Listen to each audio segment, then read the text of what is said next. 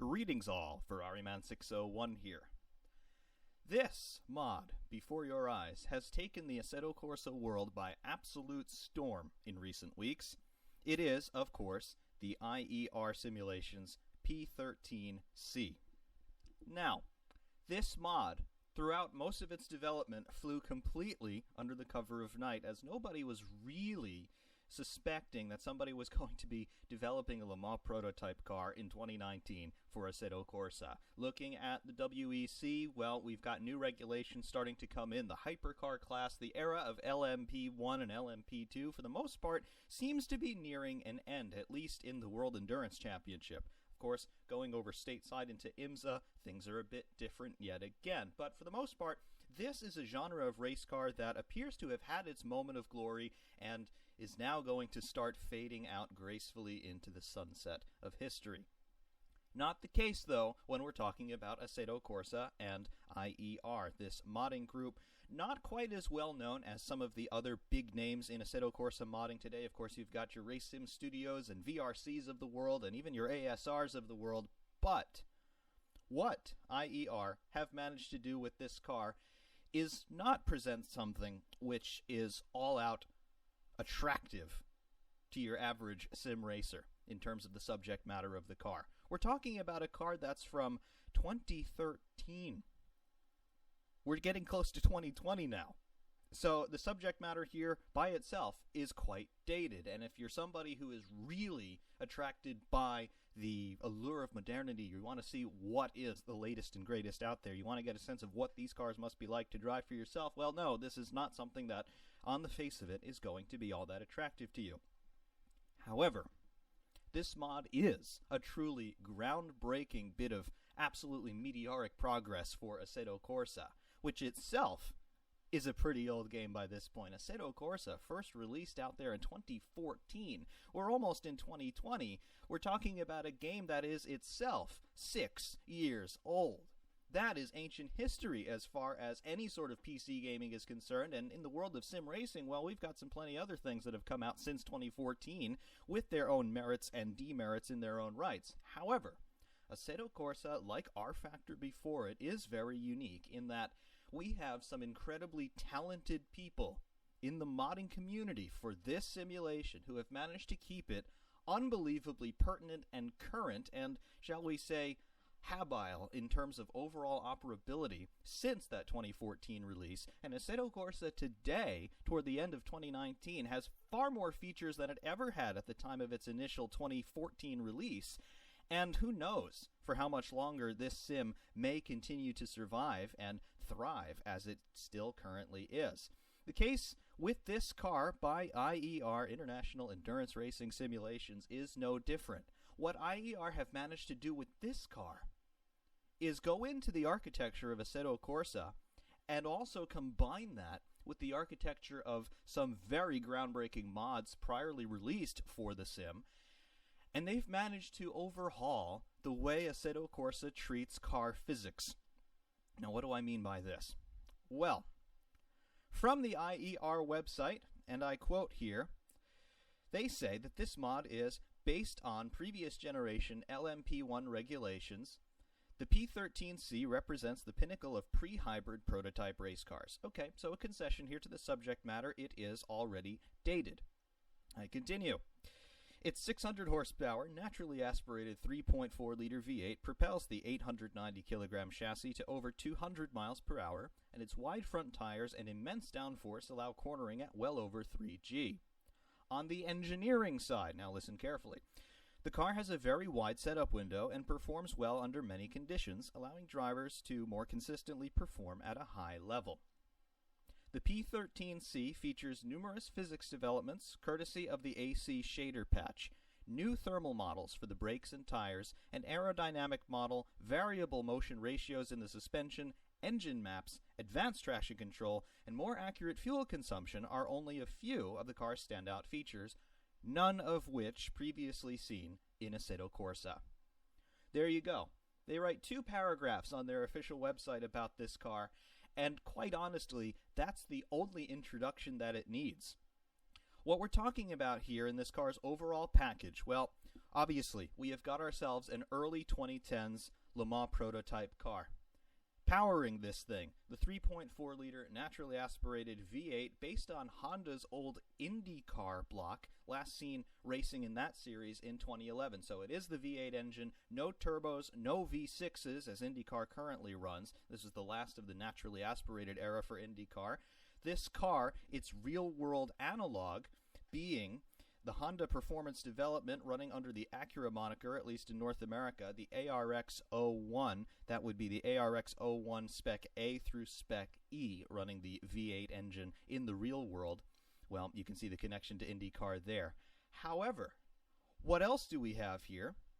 We've got 603 horsepower, 485 newton meters of torque, the chassis weight of 890 kilograms, of course, VMAX rated officially at 310 kilometers an hour according to what's available in the Content Manager specs. Specific power-to-weight ratio is 1.48 kilograms per horsepower, so just about 1.5 to 1 in terms of the power-to-weight ratio. So, again, specs not all that spectacular considering some of the other cars that we have seen since in the real world. However, what they talked about in that little introductory paragraph on their website, they have overhauled the physics model via Content Manager and the shaders patch, which of course is far more than just a shaders patch to those of you who do run the shaders patch. It has completely transformed the way that Assetto Corsa's engine calculates physical parameters for the car. That has to do with, of course, we have lighting things, and of course that's the overall point of the shaders patch, to make the game look better. But it has so many physics implements that can go in there and really change the way that the simulator behaves. This car has brake temperature. Now, I know every car in Assetto Corsa has brake temperature, but this car really has brake temperature in that carbon brakes on this thing, you've got to make sure they're in their operational envelope. The aerodynamic profile of this car, what they've managed to do with this is they have basically managed to give every major surface on this car its own aerodynamic properties, which means as you change through the aerodynamic packages that are available on this car, you can see them sort of flashing across the front end at this point, yeah, the car is going to behave differently to some very small setup changes. So yes, that's something that you need to figure out, and we'll go through that when we get the car out on track. In addition to that, tires, they have been completely overhauled. The tires now have proper temperature profiles across their whole working surface. That's going from the inside shoulder to the outside shoulder and all of the area in between. We mentioned the brake temperature. Basically, everything on this is not different from what we currently have in Assetto Corsa, but it is so much more highly refined. And that's really what sim racing, in terms of trying to pursue the ultimate level of realism as close as we can get while sitting stationary in a bedroom or wherever you might be happening to do your bidding, they really want to get more and more detailed in terms of what physics are, and when you get more detailed in terms of your physics, in terms of your sampling rates, in terms of how quickly, in terms of fractions of seconds that you're rendering different physical parameters on the car, you get closer and closer to how things actually behave in the real world. At least that's the theory. And IER have managed to do that to great effect on this mod, as we will see in a few minutes. Looking around on the outside of the car as it has been rotating around here, you can see that we have got ourselves a very, very nice model. It is not the most highly detailed model that we've ever seen in sim racing. However, it certainly looks the part, and I don't think too many people are going to be doubting that. What we've got here on this model, it's absolutely fantastic. We have got 214 total objects according to Content Manager, and those 214 total objects are comprised of 265,110 triangles. So no, they have not simply glossed over the model on this car in pursuit of physical perfection. No, it looks the part inside and out, and of course when we get it out on track, it certainly behaves the part as well. It's absolutely fantastic. Go into the cockpit here and get a sense of what's going on inside. So we fly in.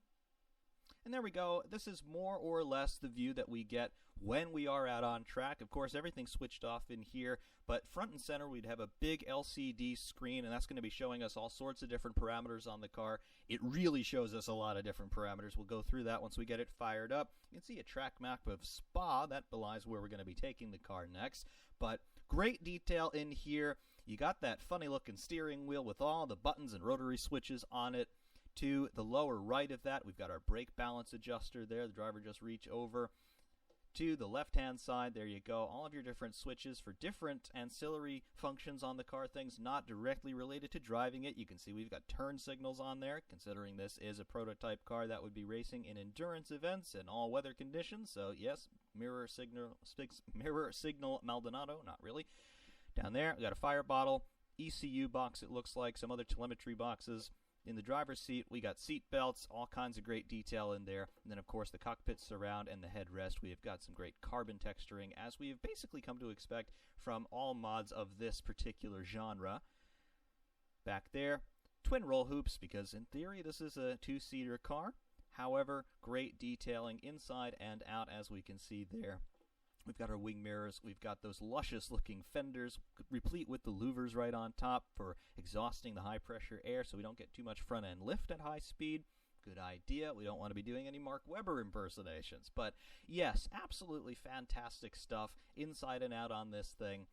And again, the real allure of this car is to see it racing and to drive it yourself because, again, it does some things that are just otherworldly as far as Assetto Corsa has been concerned. In many ways, this car brings features that we've only seen to this point in other sims, such as R-Factor 2 and particularly iRacing, in terms of how they simulate all of the other secondary functions, at least in terms of how Assetto Corsa treats things, that a car does. How does it behave in pitch? How does it behave in heave? Again, brake temperature is a big deal in this thing. Engine maps. We have engine maps that we could adjust in the setup screen here as well. That's something that we've only seen in R-Factor or iRacing up to this point. So we've gotten ourselves a big step up in terms of what is actually possible with Assetto Corsa. And again, we'll go into detail next at Spa. We'll be bringing this car out on track and show you really what all of this means.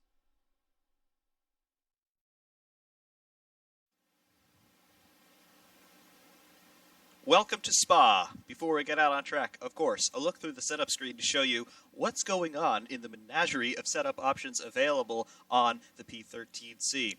First of all, here's a conventional setup screen, our gearbox. First through sixth, we've got a 6-speed sequential semi-automatic paddle-actuated box in this car. That's pretty normal. First through sixth gear plus the final drive ratio, adjustable to your heart's content, and you do have quite a wide range of adjustment available. We have got a grand total of 15 steps available in the final drive ratio, which, when you completely lengthen sixth gear, gives you a theoretical Vmax, assuming no friction and a vacuum, of 529 kilometers per hour. Of course, we're not going to be getting anywhere near that with 600 horsepower thereabout, but you can see the range of adjustment that you've got available on all 6 forward ratios. Tires, we have quite a few tire compounds available in this car. The default is the S4. It goes all the way up to the S8 compound and all the way down to the S1 compound. The lower the number, the softer the tire. Tire pressure adjustment, we have 22 PSI on default all around. Goes down to 15 PSI and all the way up to 40 PSI, so that's quite a wide tire pressure adjustment available on all 4. The range is the same. Fuel. Now, we start to get into our first of several different sorts of settings that we can get into here. Fuel level, of course, we've got it zeroed out to 0. Maximum is 80 liters right there. We'll keep that quiet for the moment. But the engine map setting, this is unique for this mod. We have 8 different engine modes that we have available in this car. Map 1 is for maximum power and maximum fuel consumption, of course. As you ramp down through steps 2 to step 8, you start to produce less power, but also as a byproduct, you consume less fuel. There is no control binding on your steering wheel to do this on track, so you have to adjust it in the setup screen, but engine maps available for the first time in Assetto Corsa as far as I am aware. You can see their explanation here. Engine maps provide a way to manage fuel consumption without altering driving style. The maps change the engine's calibration to use more or less fuel, producing corresponding levels of power. The higher the map setting, the less fuel burned and the less power produced. So that's pretty self-explanatory. Again, these are things that you've seen if you've played R-Factor, R-Factor 2, or iRacing, but for the first time we have settings like these available in Assetto Corsa. Electronics. yet more different sorts of settings that we can play with. Traction control there on the top bar, that's normal. That's the traction control that cuts in under acceleration. So that's going to cut the spark to reduce wheel spin under power. However, traction control setting 2, this is new to Assetto Corsa. Again, this is something that you can play with in R Factor 2 and iRacing to date. But traction control 2, what this does is, while TC1 adjusts the amount of cut and the engagement point for the traction control in straight line scenarios, so again, that is under acceleration, TC2 adjusts traction control for cornering situations. The higher the value, the more the traction control will cut in for changes in yaw, wheel spin speed, and a number of other variables. So in other words, this is for what happens in the second stage of a corner. You've turned in, you've made the apex, and now you're thinking about exit. You're getting the power down. But, as you will know from driving cars that have traction control, sometimes even with a high level of TC dialed in, you can get power oversteer. What this TC2 setting does is it will cut in again, acting probably on the rear brake in this situation, although I've not confirmed that. It will cut in to arrest that rotational momentum in yaw. So, as you're getting on the power, you do have enough traction for all-out straight-line acceleration. But if you've got a yaw moment still dialed into the car, again, we're talking about corner exit here, the traction control will cut in and save you from getting too much power oversteer. So again, this means that you can scrub off the least amount of speed possible and still maintain your line without having to do too many corrections through the steering or back out of the throttle. Aero. Now, we have a menagerie of settings available here in the Aero screen as well. They do more or less what you would expect, but they're just spread out differently front relative to rear. Front bodywork. As you saw in the showroom, we do have several different Aero packages available for the front end. Step 3 is the default, but you can see here we go down to Step 2 and Step 1 and Step 0. We do get progressively fewer dive planes across the nose, and on Step 0 we have this very low drag solution with just 2 end fences there across the front splitter. As we step up through Steps 3, 4, 5, we do get more dive planes and the louvers across the top of the front axle. If you can see there we go. You can see that the louvers also change their configuration as we step down through Steps 4 and 5 there with the maximum front downforce. Bodywork wicker, the second line of this screen. This is what they mean by bodywork wicker. You can see here we're at the tail of the car. It's basically a gurney flap. You can think of this, though, as the top of the diffuser. Bodywork wicker, Step 2 is the default. We go down to Step 1 and Step 0. We get progressively less wicker until we get effectively no wicker. As we go back up, the angle increases and the amount of material there to comprise the wicker physically increases. That is obviously an adjustment for rear downforce. In addition to that, we do have our rear wing, as you would expect. Taking a look across the main plane here, we're on Step 7. As I go down to Step 0, you can see the angle of that rear wing flap go down for less downforce. Going back up through it, up to Step 15, that's maximum rear downforce. The low downforce rear wing, there's no graphical adjustment as far as I can tell with this. But if we set this to Step 1 of Step 0 to 1, that then equips a low downforce rear wing, which means we're going to have less drag and less downforce. So for straight line speed performance, that's going to give you a whole lot less drag at the expense of cornering grip. The other important part about this, brake blanking. Yes, say that 5 times fast. Brake blanking. Well, we've got it on this car, and it's very important because of the different thermal curves that they've been able to implement with this car via Content Manager and the shaders patch. Brake temperatures are very important. These are carbon-carbon brakes, much like you would see on an Indy car or a Formula One car, which means that they have a very narrow temperature envelope in which they work at their best. They work at very high temperatures, but they also need to be maintained basically at stable temperatures. If they're too cold, they don't work. If they're too hot, they don't work, and they could fail. So, brake temperature is important. We adjust that via these blanking panels across the front end. Just watch just to the screen left of where you see that P1 decal. If I ramp it down, you will see that we get more blanking, or less blanking rather. As we ramp up, you can see that we get areas of the bodywork that close down and restrict that airflow. The default is 30 there on the front and 0 at the rear. Rear brake blanking, told you I'd mess it up, There's no graphical update of this as you go through those settings, I'm led to believe, but the effects are there. And again, you're going to have to do some testing to figure out exactly what level of brake cooling is required for a given circuit and a given setup. Alignment, camber and toe on all four corners. This is utterly conventional, adjusted to your heart's content. Dampers, your fast and slow bound and rebound rates on all four corners. This is also conventional. Drivetrain, differential in power coast and preload. Again, a very conventional setting. Although, the way that this works is a little bit different because you have that TC2 parameter now. You can get away with having a little bit more of an open differential because you have the traction control there to save you. General, this is the rev limiter, so 100% is the default. Goes down to 96 if you want. I have no idea why you would want to give the engine less revs. And then brake bias, that is utterly conventional.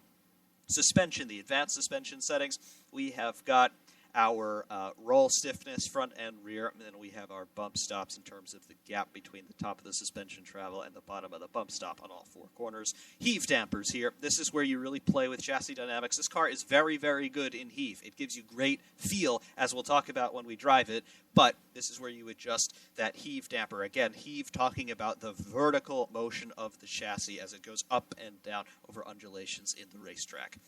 Final suspension screen, anti-roll bars front and rear, as well as spring rates and ride heights on all four corners. Notice that they're expressing the stiffness of the anti-roll bars in terms of a diameter of the anti-roll bar.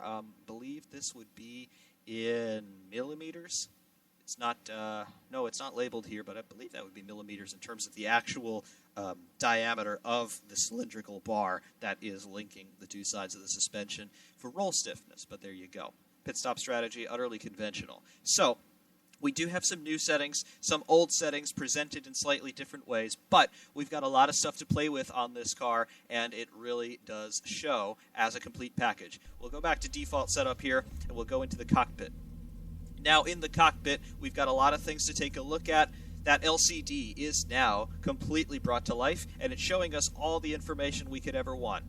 Walkthrough of it, obviously. Front and center, that blue N, that is your gear position indicator as we go up through the gearbox. Obviously, it's going to update showing you which set of cogs is currently engaged, and then back down, neutral, and reverse. It's a gearbox. To the left of that, we have our current lap time just ticking past 10:35 at the moment. That will update, obviously, as you cross timing and scoring to begin another lap. Below that, we have brake bias set to 59% to the front, and as we ramp down, you can see at the top of the screen, we have got that brake bias decreasing, and it's also reiterated on the actual screen in the car in real time, so that's very cool to see. Below that, you can see that blue box with the number 1 in it. That's our current fuel map setting, so we're at step 1 of 8. That's the maximum power setting. To the right of that in the middle, the pink box, that's our TC1 setting. As we adjust traction control, this is the TC1 in-car button binding adjustment. You can see that updates in real time as well. TC2, that does not update in real time in terms of what you have as a button binding, because I don't believe there's a way to do a button binding for TC2 at this time. But there it is, TC2 on step 4 and TC1 coincidentally on step 4 at the moment as well. In the middle, we have our speed readout in kilometers per hour. Obviously, we're stopped, so it reads 0. And below that, we have water temperature at 70 degrees C. The right-hand column, the lap delta, 3 blank bars at the moment. That will show you a live delta relative to your previous best. Below that, fuel economy, that shows you the number of liters that you are using per lap, and that updates instantaneously in real time, so you'll see that jumping around as you drive. Finally, below that, fuel level, or fuel remaining it's actually called, 40 liters, because that's what we have in the tank. Without further ado, though, let's get the thing out onto the track and see what's what.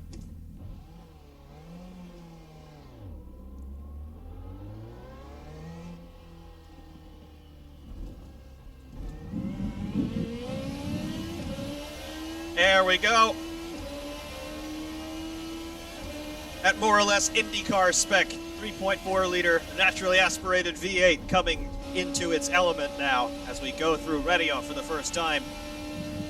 Again, the tires are cold and the brakes are cold, so coming up into Lecum at the end of the Kemmel Straight, we're going to be braking a bit earlier than you might think we need to, because we have no brake temperature at all. It takes a while for them to get some heat into them, and of course, depending on how you've got the blanking configured, that may be a good or bad thing.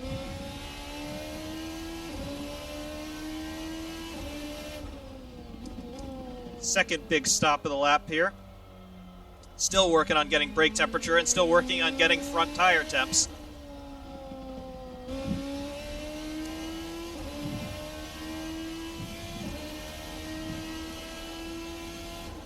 To Puhan. Gotta be a bit cautious, still working on temperatures, particularly across the front axle. Onto the brakes. Brakes are still a little bit grabby. They're not quite totally warmed up yet.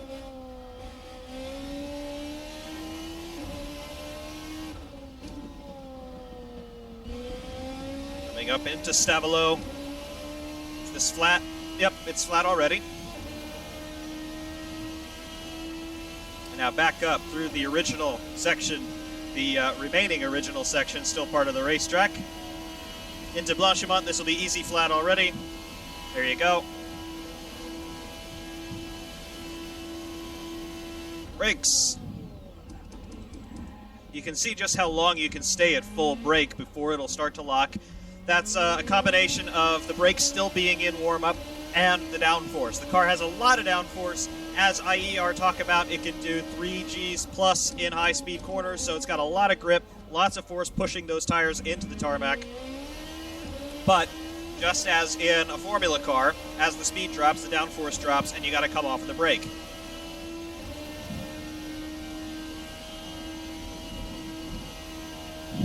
Eau Rouge ready on. Flat out, no problem. On our first flying lap. Coming up toward VMAX. It'll be about 280 clicks. And now, proper braking point. The cadence braking, the brakes coming up now. They feel pretty much there. Tires are pretty much there. On the brakes, turning in. Car always going to understeer through here. Down a little bit understeer initially on turn in. And the gravity assisted acceleration back to Puhan. Have a breath off the throttle, a little bit of trail braking, a little bit too hard over the curbs there.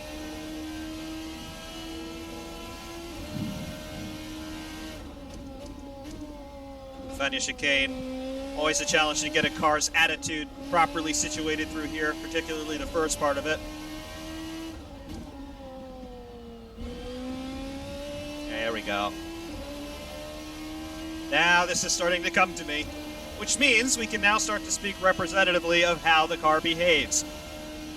The initial impression that you get is, oh dear, it's not going to stop. And that's because of the brake temperatures. It's a big deal. It's a really big deal. You feel this in iRacing and R Factor 2 as well. If you've got a car that's got carbon brakes, you must get them up to temperature.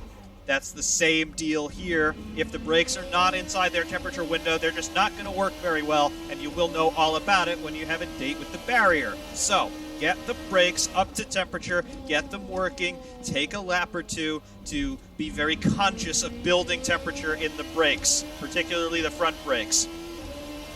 As everything warms up, though, you feel everything start to bite better. The brakes, they will be grabby when they're cold. They'll really start to be consistent when they're hot, and that's what you want. Tires, again, they will be cold when you first start out. Warm them up, again, be conscious about it, and then the performance will come to you. On the brakes into Les Combes.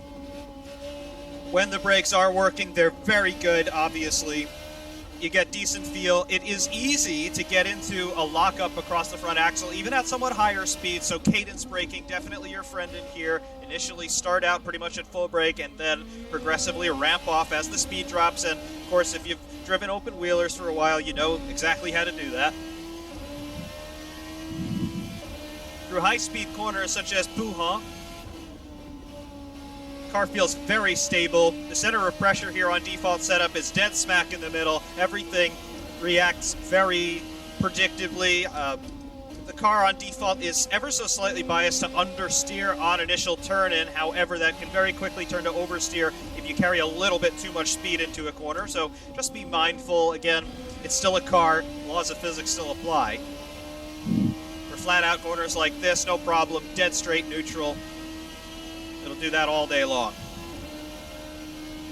In terms of force feedback, well, the better question of force feedback is what do you not feel here? Everything is presented to you with such high rates of fidelity. And I know that some of you are going to start complaining immediately about your force feedback clipping. Well, you're not driving the car. I like how it feels. Shut your face. However, what you feel is absolutely tremendous.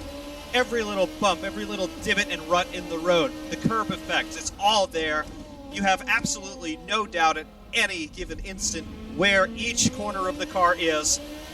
Ran slightly over those exit curbs there at La Source. I felt every last little undulation in that washboard curbing. It's great. We'll throw the car a little aggressively over the entrance curbs there at Eau Rouge and Radillon and the top of Radillon and the exit. You feel everything. The little drainage culvert there across the white line into the run-out zone at Radillon. You feel all of it.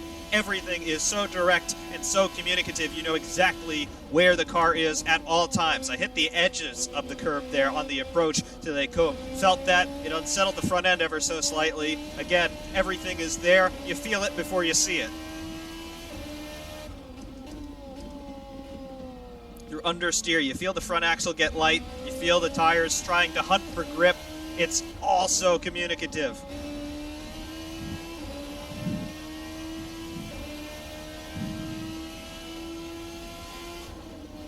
High-speed corners. Steering weight is actually pretty light. It's not the lightest steering I've ever felt, but you can definitely tell it's power assisted. Not as light as the modern Formula One cars, let's say, but you know it's tossable. You're not really putting out a whole lot of effort to make big steering corrections, even under high loading, so that's good. Of course, that's going to vary depending on your own personal taste with force feedback as well.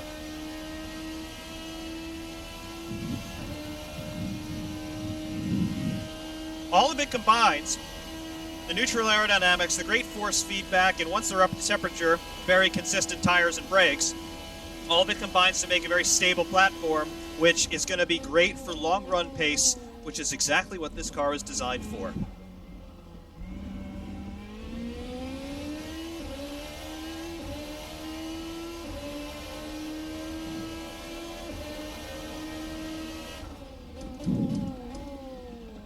See there, a little bit of trail braking, keep the nose in. It's fantastic.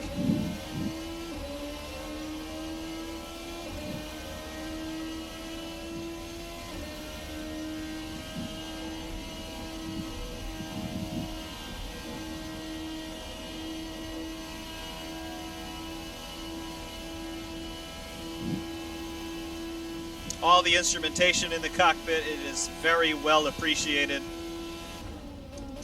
Gives you good information, but not too much. You're not overwhelmed with what's going on in front of you. Gives you just enough. In particular, the shift lights are in a great position. They're bright enough. The colors are conspicuous enough so you know where you are in the rev range.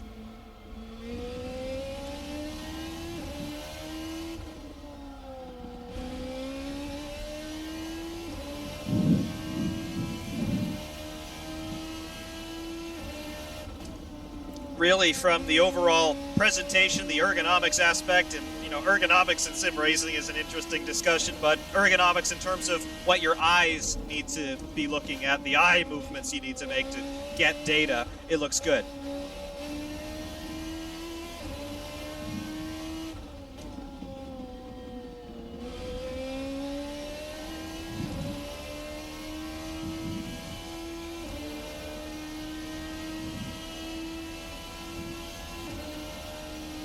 See our fuel economy sitting at 4.6. That's in the lower right of the LCD.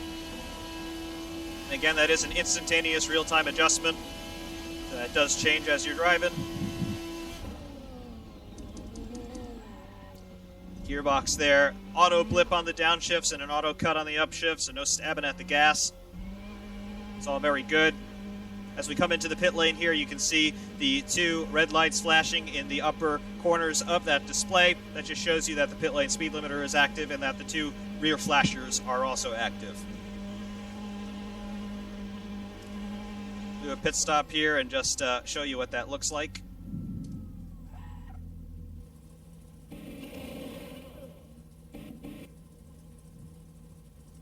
See, the pit crews have been slowed down a little bit just to emulate the real-world pit stop times for a Le Mans prototype car, an IMSA prototype car, as this car would be. And there you are. So, yes, initially, on default setup, it's a stable platform. You do have to work with it. You have to be conscious of the brake temperatures in particular because they just won't be working when you first get the car out of the garage. But it is very, very stable. Now, these aero configurations, the adjustments that you can make, they also have a very big impact if you make them a little bit wrong. So let's say, for example, we just take off all of that front downforce. So we don't have all that much rear downforce at this point, but we definitely have more than we have in the front. At the same time, we will totally blank off the brakes. So, yeah, higher number there, less air that goes to the brakes. So no front downforce. We've got more rear downforce than we had in the beginning, which is going to make this car understeer like a pig. But again, I just want to show you that these adjustments do what they claim to do. It's not just a graphical thing.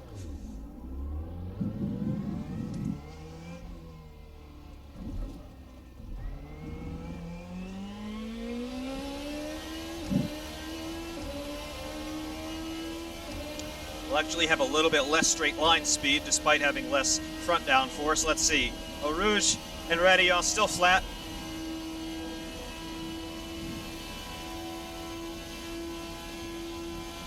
Alright, perhaps we actually have some more straight line speed. No matter, not the point. Get on the brakes. They're cold. Understeer, definitely settling in. I know the tires aren't up to temperature yet, but you can just see already. Yep, look at that. Can't even slow the car down.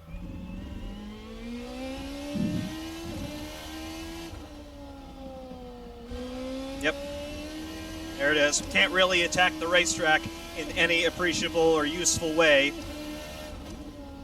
because the aero balance is now all screwed up. So you're not just changing graphical parameters, it actually has an effect. And it's got a pretty dramatic effect, as you can see.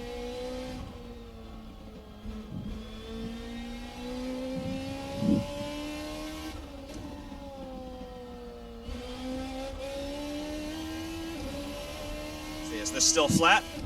Nope. There it is. There's the litmus test. The aero settings do something, and they do something pretty dramatic. So again, it's just like setting up any other car, but you just have more fine degrees of adjustment that you can make. Obviously, Blanchimont there, still flat out. The car does make a lot of downforce just via the shape of the body and the under tray, but again, you're fine-tuning settings here, and you need to know how to do that.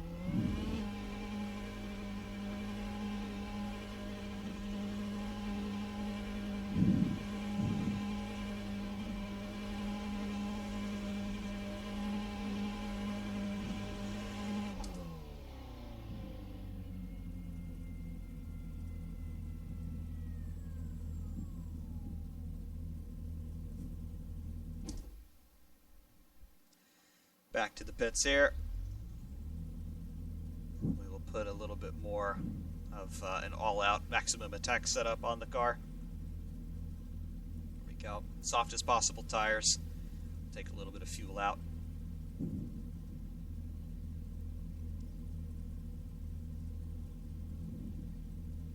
Add a little bit of front downforce.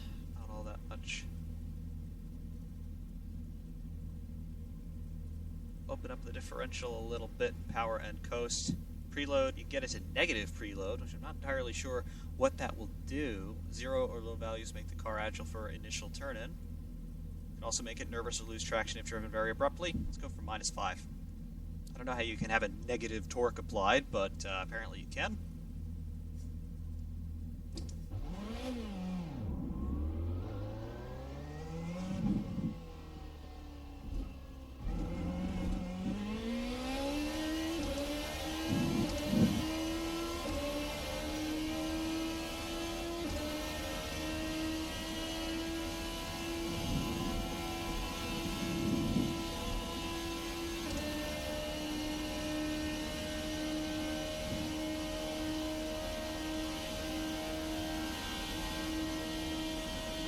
go. First major stop, get the brakes up.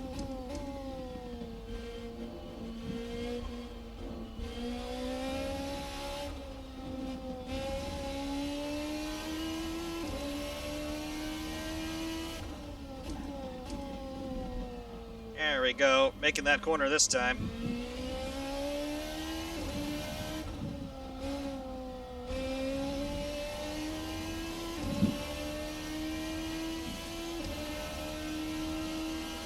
Hoo-ha, getting the tires up still a little bit.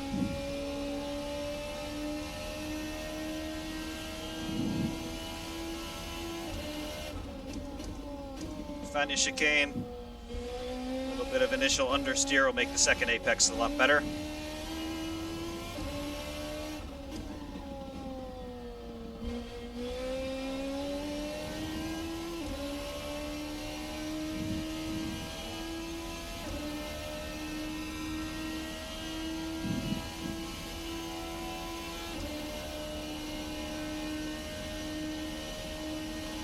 Wash him off.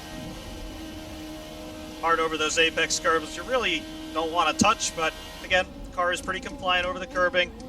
What I really like though is that initial snap down on the nose that you get when you get hard on the brakes at high speed. It's so convincing. Those heave dampers are fantastic. Great feel. Car has great attitude control. Again, it's a very stable platform. It's exactly what you want in an endurance car.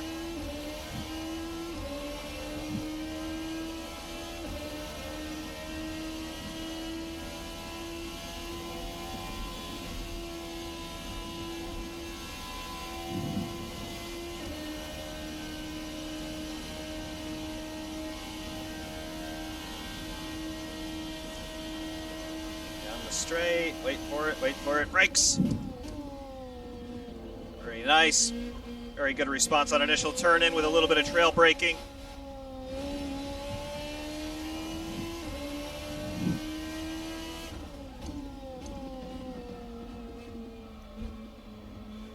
Hesitate a little bit on the power. Just keep the nose tucked in. Very nice.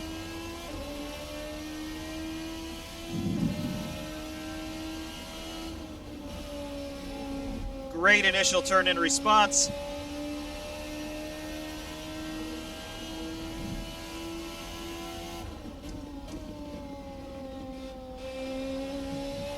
And just be very gradual with your steering inputs as best you can. Don't want to overwhelm the front end because you're doing a lot with it. You're braking and turning. That always compromises a tire.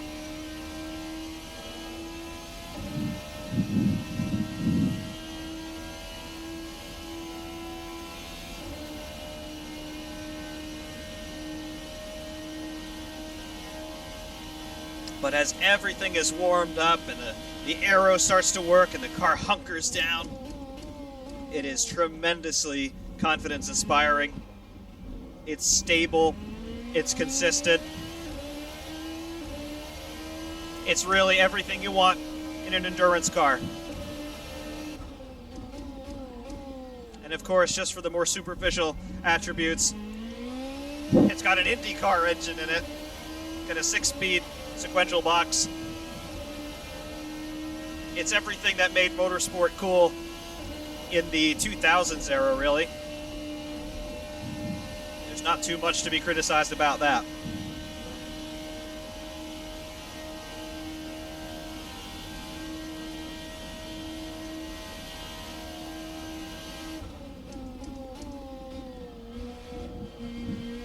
A little bit of oversteer there initially on turn in.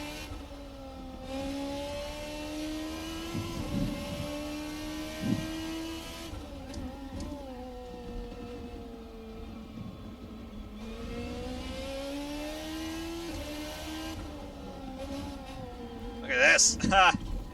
Ouch. Well, that happens from time to time.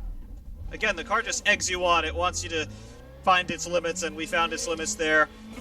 Good opportunity to see if we've got any damage textures on the car, and, well, for the most part, we don't appear to. However, the car obviously does carry damage once you hit something.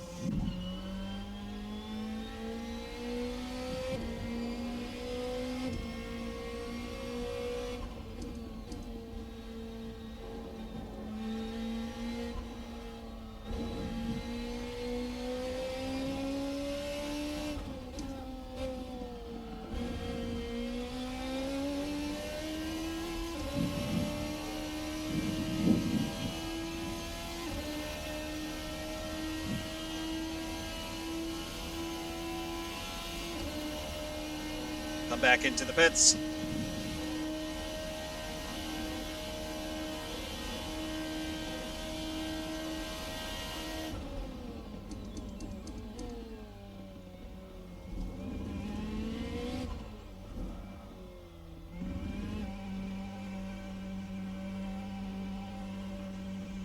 We'll tell them to repair the damage, just because.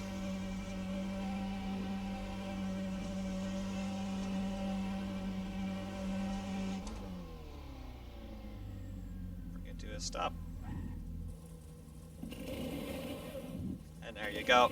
The pit stop sequence yet again for your visual enjoyment. Obviously, repairs take a little bit longer than just a tire change, depending on how much damage you've got. Obviously, we have a fair bit of damage on the car, even though it's not graphically modeled, so that takes some time to repair, but things are repairable, just as it would be in a real-world endurance situation. Very useful, and particularly at races like Le Mans or the 24 Hours of Daytona, you have 24 hours, so if you lose a lap, it's not the end of the world in those situations. So you do have the ability to repair damage in the pits, which is very good. And again, if people are going to be doing endurance racing or league endurance racing in particular with this car, it's good to know that you have repair options in the pit lane. As far as we are concerned, though, we will switch it off and really just share some concluding thoughts on this thing. I'm not really a prototype guy. I don't like prototypes all that much. Yeah, they're probably the most similar things to an open wheeler out there today, but I like open wheelers. It's just what gets me going. However, knowing that and exposing that inherent bias that I have, what this car is absolutely amazing. If it's not the most exciting car in terms of subject matter, it is the most exciting car in terms of technicalities. What IER have been able to do with this, with the shaders patch, with Content Manager, being able to go into Assetto Corsa via an alternate route and tweak the physics engine to add parameters to it, particularly things that are really difficult to model, like temperature curves, things like that, things that use logarithmic scales rather than linear progressions, and and how that affects car performance in terms of individual components like brakes and tires. That's something that we haven't seen in an Assetto Corsa mod before, and it's something that we've only really seen in other sims before. Assetto Corsa doesn't really have all of those capabilities stock, but with the absolutely incredible modding community that continues to do great things with Assetto Corsa, even with the game being nearly 6 years old, it's incredible that it's still current and that it still as playable as it is, even though I think we've really moved into another generation of sim racing in general. For what that is, for what this car represents in terms of how high we can fly with the technical aspects of Assetto Corsa, this really represents another maybe 4 or 5 years of life in terms of being imminently playable for Assetto Corsa. The technology and the techniques that this car uses are going to open a completely new avenue for subsequent mod developers to go down and to exploit and figure out and fine-tune even more. So for what this car is, if it's not something that, at least in my case, excites me tremendously, what it really represents is the way forward. It represents the present future, the future of the present moment that is currently available in Assetto Corsa, and I'm sure that all of the major modding producers, all the great mod teams that are out there right now, they're going to be taking a very close look at this car indeed, because what's going on under the skin here is truly innovative, and it's only going to move that bar, the proverbial bar, will move inexorably higher for every new project done by every modding team, because what's possible today was impossible yesterday, and this car is certainly the manifestation in 2019 of that maxim in Assetto Corsa. One man's challenge is another man's accomplishment. There it is, the IER P13c. There is a link in the description. Go take a look at it. It is payware, but again, it will not break your bank. And if you really do want to get the best sense of what this car really does offer, you have to drive it. It's very difficult to convey all of the little nuances that I'm feeling through my steering wheel and just with what my eyes are picking up as I'm out on track, because, you have to do it. You have to digest all of that for yourself, because we all look at slightly different things when we're driving, and for you to get the most accurate picture of what I'm on about, you need to drive it yourself. So do check out the link in the description to IER, and if you do decide to purchase this car, you will not regret it. That much I can promise you. For the moment, though, I will leave you with views of hot laps here at Spa from external as well as onboard replays. Take a look, listen to the sounds in their full glory. They're very good. Again, it's that 3.4-liter IndyCar engine. It's a great soundtrack. It really is. And again, it's befitting an absolutely great car and an absolutely wonderful masterstroke of big leaps of progress for Assetto Corsa. Stay tuned for the hot laps, everyone. Until next time, Ferrari Man 601 saying thank you very much for watching, and of course, we will see you soon.